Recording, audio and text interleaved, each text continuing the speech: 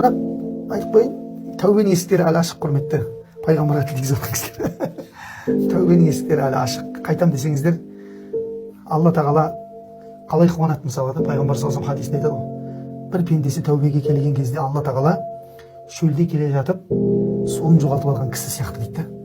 Шөлде келе жаттың, сахара алдыңда толқында бархандар жатыр да, келе жаттың, суың, көлің, демалып алайыншы дедің, есегің жоқ қой, кетіп қалған, или атың ба жаңағы, бүкіл жүк кетіп қалған, ұйқыдан тұрдың, дым жоқ, сені не күтіп тұр дейді, өлімнен басқа ештеңе, алдыңа, көз алдыңа өлімнен басқа ештеңе келмейді дейді, үміт жоқ, өйткені кетіп қалған сенің көлігің.